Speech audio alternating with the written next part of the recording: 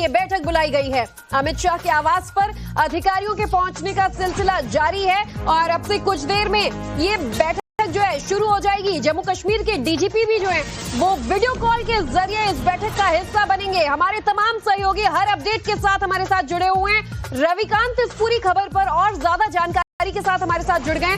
रविकांत, बैठक बस शुरू होने ही वाली होगी, 11 बजे का टाइम आधारित था और इस पूरे ब्लास्ट को लेकर एक गहन चर्चा की जाएगी। जो तथ्य सामने आ चुके हैं या और क्या कुछ खुलासे हो सकते हैं, इसे लेकर हर एक अपडेट अमित शाह को दिया जाएगा।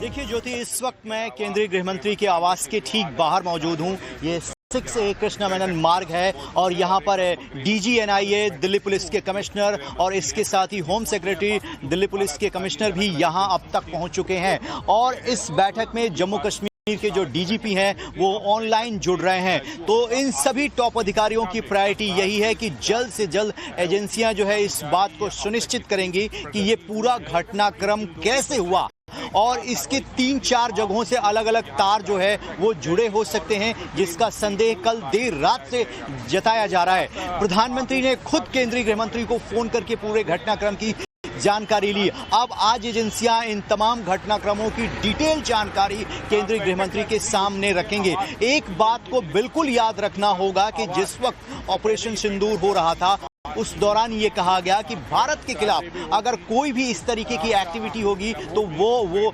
स्टेट के अगेंस्ट वॉर माना जाएगा। उस एंगल को भी यहाँ पर एक्सप्लोर किया जाएगा कि इसके तार कहां से जुड़े हो सकते हैं। तो फिलहाल एजेंसियां फाइंड आउट कर रही हैं, सारे जो कारण हैं उनको आज केंद्रीय गृह मंत्री के सामने रखा जाएगा और इसका सोल्यूशन क्या हो सकता है, कौन से लोग इसके लिए जिम्मेदार हैं, वो तमाम चीजें इस बैठक में एक्सप्लोर की जाएंगी। एनआईए जो है वो टेरर एंगल से जांच करने के लिए भारत की प्रीमियर एजेंसी है और दिल्ली पुलिस फिलहाल इस पूरे मामले में एफआईआर दर्ज कर की है यूएपीए के तहत में, लेकिन वो एनआईए की मदद लेगी। जितनी मल्टीपल एजेंसियां हैं वो कोऑर्डिनेशन के साथ काम कर रही हैं और इस ब्लास्ट में जितने भी लोग इन्वॉल्व हैं उनको जल्द से जल्द कानून के दायरे में लाया जाएगा और कौन कौन से लोग इसमें इन्वॉल्व हैं उनको जल्द से जल्द आइडेंटिफाई करने के लिए ये बड़ी और हाई लेवल सिक्योरिटी मीटिंग केंद्रीय गृह मंत्री हाई लेवल बैठक पर आगे की सिक्योरिटी को लेकर देखिए चर्चा की जा रही है। रविकांत, हम आपके पास लगातार आते रहेंगे इस पूरी बैठक में जुड़े अपडेट्स के लिए।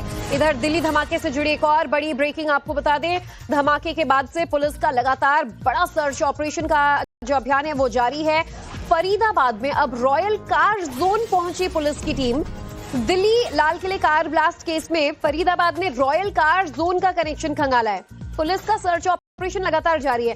रॉयल कार जोन ये वो डीलर है जिन्होंने कार को बेचा था पुलवामा और फिर वहां से वापस दिल्ली ये कार आई थी। शिवम शर्मा हमारे संवाददाता हमारे साथ जुड़े हुए हैं। शिवम, रॉयल कार जोन का क्या इन्वॉल्वमेंट सामने आ रहा है? वो टाइम्स नाउ नवभारत पर हम सुबह से आपको अपनी पूरी टीम के साथ ग्राउंड जीरो से लेकर स्टूडियो तक का अपडेट पहुंचा रहे हैं। फिलहाल दिल्ली में ब्लास्ट के बाद अब एक हाई लेवल मीटिंग की बात कही जा रही है। अब से कुछ देर में गृह मंत्री अमित शाह के आवास पर टॉप एजेंसियों के साथ ये बैठक बुलाई गई है। अमित शाह के आवास पर अधिकारियों के पहुंचने का सिलसिला जारी है और अब से कुछ देर में ये बैठक जो है शुरू हो जाएगी। जम्मू कश्मीर के डीजीपी भी जो है वो वीडियो कॉल के जरिए इस बैठक का हिस्सा बनेंगे। हमारे तमाम सहयोगी हर अपडेट के साथ हमारे साथ जुड़े हुए हैं। रविकांत इस पूरी खबर पर और ज्यादा जानकारी के साथ हमारे साथ जुड़ गए। रविकांत, बैठक बस शुरू होने ही वाली होगी, 11 बजे का टाइम आधारित था और इस पूरे ब्लास्ट को लेकर एक गहन चर्चा की जाएगी। जो तथ्य सामने आ चुके हैं या और क्या कुछ खुलासे हो सकते हैं, इसे लेकर हर एक अपडेट अमित शाह को दिया जाएगा।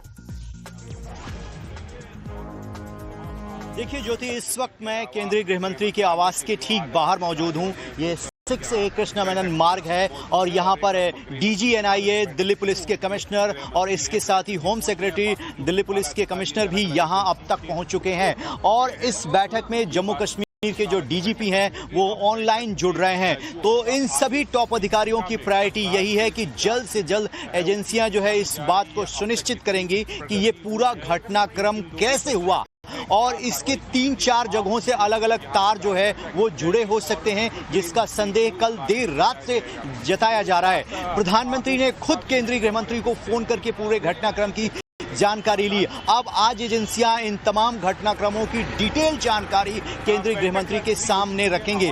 एक बात को बिल्कुल याद रखना होगा कि जिस वक्त ऑपरेशन सिंदूर हो रहा था उस दौरान ये कहा गया कि भारत के खिलाफ अगर कोई भी इस तरीके की एक्टिविटी होगी तो वो स्टेट के अगेंस्ट वॉर माना जाएगा। उस एंगल को भी यहां पर एक्सप्लोर किया जाएगा कि इसके तार कहां से जुड़े हो सकते हैं। तो फिलहाल एजेंसियां फाइंड आउट कर रही हैं, सारे जो कारण हैं उनको आज केंद्रीय गृह मंत्री के सामने रखा जाएगा और इसका सॉल्यूशन क्या हो सकता है, कौन से लोग इसके लिए जिम्मेदार हैं, वो तमाम चीजें इस बैठक में एक्सप्लोर की जाएंगी।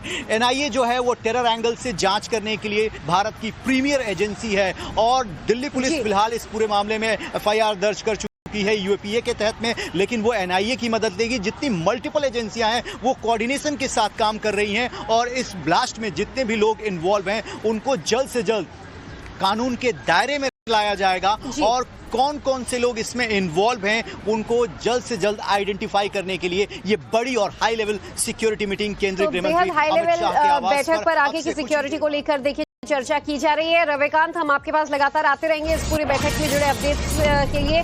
इधर दिल्ली धमाके से जुड़ी एक और बड़ी ब्रेकिंग आपको बता दें।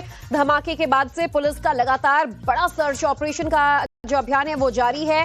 फरीदाबाद में अब रॉयल कार जोन पहुंची पुलिस की टीम। दिल्ली लाल किले कार ब्लास्ट केस में फरीदाबाद ने रॉयल कार जोन का कनेक्शन खंगाला है। पुलिस का सर्च ऑपरेशन लगातार जारी है। रॉयल कार जोन ये वो डीलर है जिन्होंने कार को बेचा था पुलवामा और फिर वहां से वापस दिल्ली ये कार आई थी। शिवम शर्मा हमारे संवाददाता हमारे साथ जुड़े हुए हैं। शिवम, रॉयल कार जोन का क्या इन्वॉल्वमेंट सामने आ रहा है?